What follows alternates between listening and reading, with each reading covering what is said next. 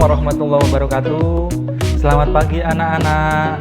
Semoga kalian tetap sehat ya. Kali ini di tema pertama indahnya kebersamaan dan subtema 1 atau pertama keberagaman budaya bangsaku, kita akan mempelajari budaya-budaya bangsa Indonesia. Kita tahu anak-anak, Indonesia terdiri atas berbagai macam suku, bangsa, dan budaya. Namun tetap dalam satu wadah, Negara Kesatuan Republik Indonesia. Nah, keberagaman tersebut merupakan anugerah dari Tuhan Yang Maha Esa. Kita wajib mensyukurinya. Nah, pada pembelajaran pertama ini kita akan membaca bacaan pawai budaya. Ini contoh paragraf yang ada di bacaan pawai budaya. Nah, coba amati atau baca paragraf 1 ini. Nah, setelah kalian mengamati bacaan pawai budaya paragraf 1, ada berapa kalimat? Betul, ada 6 kalimat. Kalimat pertama, pawai budaya sangat menarik bagi warga kampung Babakan, dan seterusnya, dan sampai kalimat terakhir, terdengar suara gendang yang menandakan rombongan pawai semakin dekat. Nah, coba saya ingin tanya, ciri kalimat itu seperti apa sih?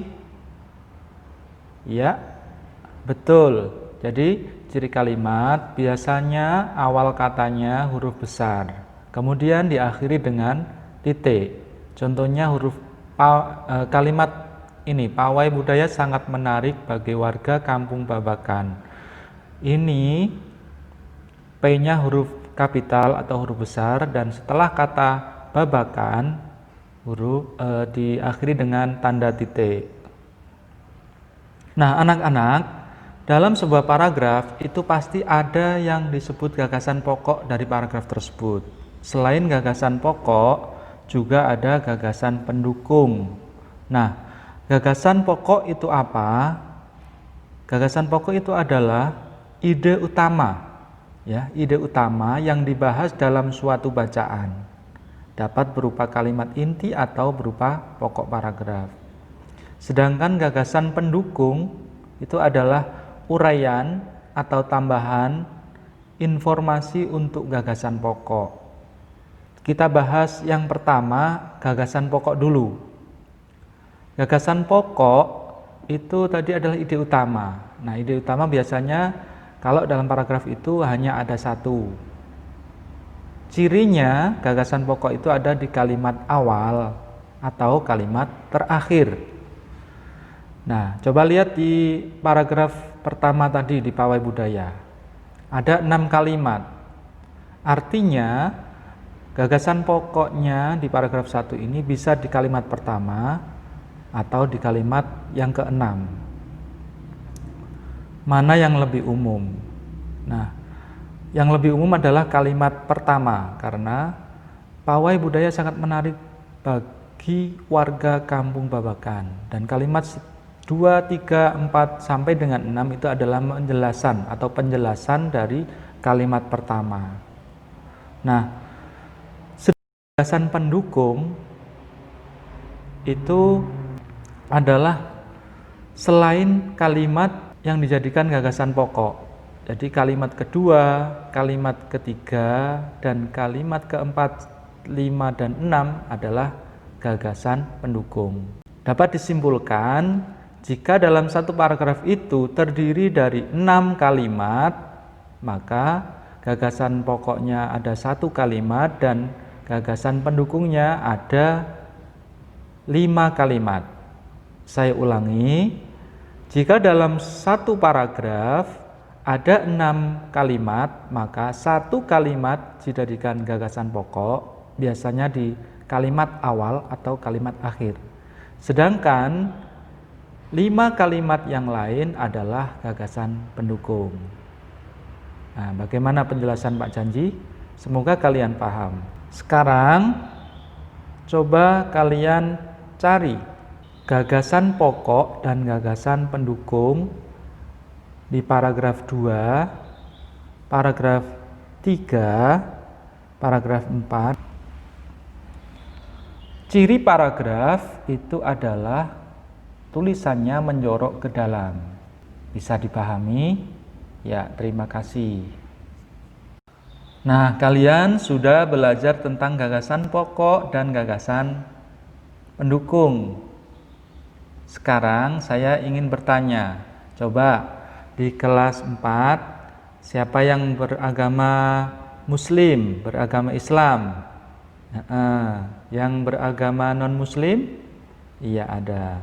Nah, meskipun kita berbeda agama, tapi kita tetap harus saling menghormati, saling toleransi, ya, saling menghargai. Jika teman kita sedang beribadah atau memiliki urusan yang berhubungan dengan agamanya, maka kita harus memberikan kesempatan kepadanya. Sikap-sikap positif seperti ini akan menciptakan kerukunan dan persatuan serta kesatuan Indonesia. Apakah kalian bisa menyebutkan contoh-contoh sikap positif yang lain yang menunjukkan sikap menghormati dalam keberagaman? Pinter. Jadi, sampean semua tuliskan di buku tulis masing-masing 4 contoh sikap ketika kita berteman dengan seorang yang berbeda, baik berbeda agama, berbeda suku, berbeda budaya. Bagaimana sikap kalian? Tuliskan di buku tulis masing-masing sejumlah 4 sikap.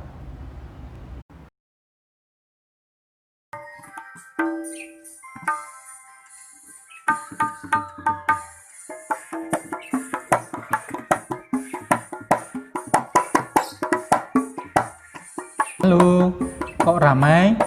Ada yang pukul-pukul bangku?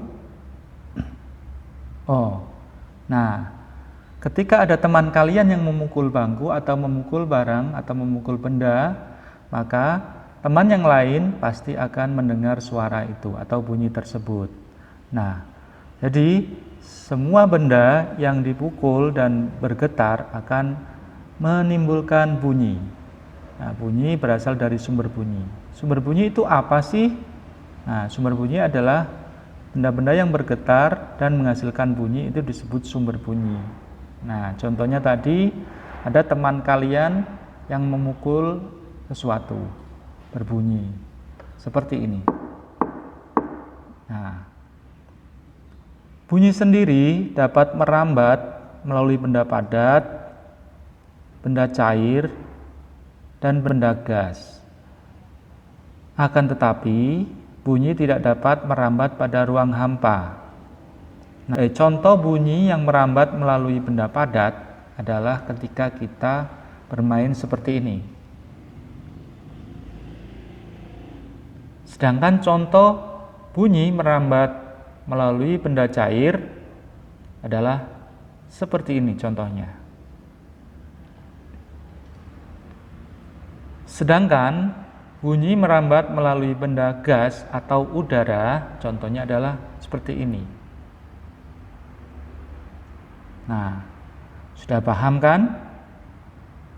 Iya, terima kasih. Selanjutnya, kita akan belajar tentang alat musik. Di Indonesia, karena kita terdiri dari berbagai macam suku, alat musiknya pun berbeda-beda. Ada kendang, ada tifa. Kalau kendang dari mana? Ya, betul, dari Jawa. Tifa dari mana? Iya, betul, dari Papua.